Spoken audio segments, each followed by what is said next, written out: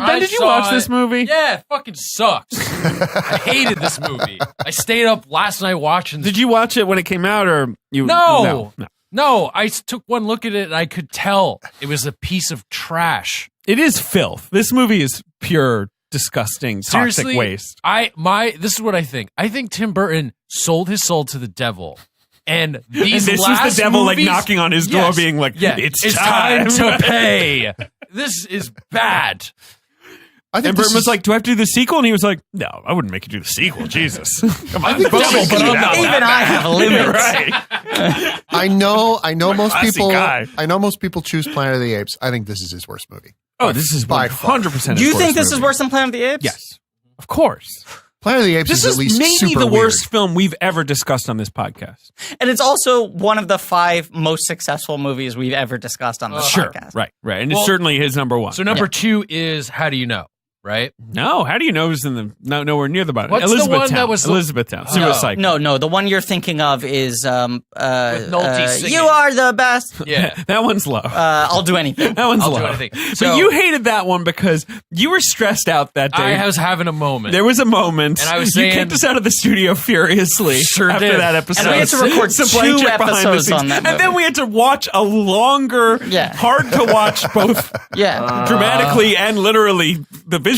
Good reminder. But I had said Brooks deserves to go to jail for that movie. Tim Burton should be sent to space. He should be spaced? He should be spaced. No, should he be sent to space like in a pod that he can breathe in, or it's like an airlocking? Right. He's just frozen, floating around. Like a Pericles pod. Yes. He's like tucked in there in a monkey-sized pod. Todd, I want to hear you get off the leash, David the Dog style. Arf, Bayard style. What Bayard style? Woof woof, Bayard style. What are the things that make you irate in this film? Like, give me your fire and brimstone. Oh God! Well, the only thing that really makes me mad is when people don't understand that the main character of Last Man Standing is a vlogger. Yep. But important. You don't know this, but Todd aimed a magnum at my head when I didn't know that. And it's still there. Yeah, right. And Griffin talked him into uncocking it, but he's still pointing it at me. Right. There's an indent on David's forehead from the pressure. Now, when I watched this movie, I was watching it on the plane here, which you guys so generously paid for, blank check air. And I was sitting next to someone, and I kept angling away from them like I was watching porn because I was so embarrassed to be watching this movie in the year 2019. It is crazy to think about if I saw someone watching this movie on a plane now, I would be like, are they in? They might have escorted you off the plane. I would literally be like, this person must be like sick and it's the only movie they can watch. Also, maybe the worst place to watch this movie. Sure. And they were watching 13 Going on 30 on their little monitor. Sure. And I was like, boy, Jennifer Garner's good in that movie. Charming Boy, movie. And I had to keep forcing myself to watch. Yeah. It is an ugly ass movie to look at. It is. The process of the story is literally just like sitting in a studio notes meeting and having like an executive be like, I don't know, what if the White Queen had a sword? What if like the crown could float around because the Cheshire Cat? Almost every decision is contradicted by a different decision. Sure. Every scene sets new story goals. Alice has no character arc, despite the fact that it's supposed to be about like her feminist realization of herself. It does truly feel like Exquisite Corpse style. The live action bookends and the animated stuff in the middle were made by different people who were in no communication with each other. Like different scripts, different production teams. Yeah. And to top it all off, when I saw this movie, I was trying to make friends with some people that I worked with. Tim Burton. I worked at Johnny the Depp. census. Yeah, Johnny. I worked at the census at the time, and they were like, let's go see Alice in Wonderland. And we went and saw it, and we came out of it, and I was like, boy, that was a piece of shit. And they were like, we all really liked it. Ooh. And then like, I didn't get to have friends because of this movie, because I preemptively was like, what a bad movie. But I did get the Futterwacken out of it. I used to just send that to people I worked with in the middle of conversations. And So my sister Romley, much younger than me. Sure. So when she was growing up, I was like, I'm going to inundate her with all the things that I love the most. Right. And because she grew up in a household that was, that I strong-armed my way into being the third parent of. Yeah. Grew up a big Tim Burton fan. Right. She called him Tim Burton. It would be an event when I would take Romley to see a Tim Burton movie. She saw this one with friends at a sleepover. And I said, how is it? And she said, it's okay. There's one thing at the end that's maybe the worst thing I've ever seen in a movie. And for 10-year-old Romley to say that, I went, oh, fuck. Right. Where, like, if she's saying even her critical faculties were like, this is no good. Right, and she wasn't saying in a snarky way. Like, she was just like, there's one thing at the end where I don't understand why they would do that. Right. I didn't like it, and it's the worst thing I've ever seen in a movie. And immediately when it happens, you just go like, what the fuck is this? But it's also the weirdest Chekhov gun in the world because it takes maybe like 30, 40 minutes to get to Mad Hatter, right? Sure. Then they get there. Then what's fun about the Mad Hatter is, these people are like... No, nothing.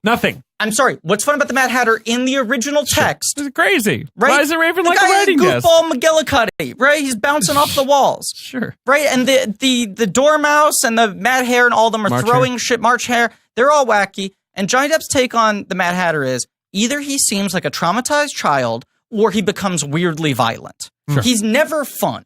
No. Right. And he never feels like wacky. Like he either feels like he's either melancholy victimized or like he's going to victimize someone else, right? When he goes into those weird like Joker voice like the Jabberwocky. Yes. Right. So they immediately what was the fucking point I was going to make? They offhand reference the Futterwacken. Right. Mm-hmm. They go like, remember, he used to be fun. He's lost his will to live. He doesn't even do the Futterwacken anymore. And she's like, what the fuck is the Futterwacken? Like, she's like rubbing her temples and she's like, out with it. What's the Futterwacken? Right. And it's like, it's the celebratory dance you can only do when peace is restored to the kingdom. Then they just leave that thing on the table for an hour and a half. All of us forget about it because we want to forget. It is the only narrative thread they track in this fucking movie. They occasionally will be like, the Cheshire Cat has the thing that's like, I love to see Futterwacken. Like, but they make it seem like that's going to be the great victory of the film. Sure. And then he does like CGI crumping for like 20 seconds. Yeah. He's sort of like... It feels like an eternity. It does. It's sort of like The Ring. Like once you look on it, like your brain gets like lesions that can't be removed. And like this is supposed to be like a victory lap for the movie. Yeah. The score kind of goes like... You know, like it's sort of like half-hearted. Like nothing like the rest of the score at all. It just like breaks into like a modern pop. Because Elfman is otherwise doing a totally serviceable, generic, incredibly generic. Is it a dance for kids though? Do kids like that? That's one of those things where you're like, I don't know. This feels like it's out of like a Wiggles video or something. Well, also you're cutting from him Futterwackening to like Alice, who has like a wan smile. And the White Queen, who sort of like has her arms lifted and she's sort of like vaguely kind of like, sort of moving back and forth. And you're like, Mia Wasikowska is probably reacting to nothing. I bet she never met Johnny Depp. Right. And like the Tweedledum and Tweedledee kind of go like, hey, look, he's, like that. It's not like everyone's like, yay! Or there's some like crowd of people cheering. Just kind of like, oh, he's fun. You should just cut to Yubnub. From the Return of the Jedi. Of course. Here's another crazy thing. Do you know that for this movie, they put Matt Lucas in a green, like, fat suit to have the egg-shaped body, then put him on stilts in the green screen space with Mia Wasikowska, but didn't use it as motion capture reference? Okay. They just had him in that extremely physically uncomfortable state, shoot all of his scenes, and then they were like, cool, and here's just raw assets of his face, stretch it onto the most horrifying looking creature ever imaginable, and then copy paste it and place it next to himself. Just do two. Right, there's all this shit where they had the actors act all the shit out, and then like... Look at her dancing. Look at this shit. Look at her. Look at the laziest fucking dancing I've ever seen. Look how bad his dancing is. He twists around. That's what it is, right? It's like he can twist around. And this weird gray bleak. Yeah, what is this? That wiki that I linked to. This fucking mist background. It looks like a Mortal Kombat level.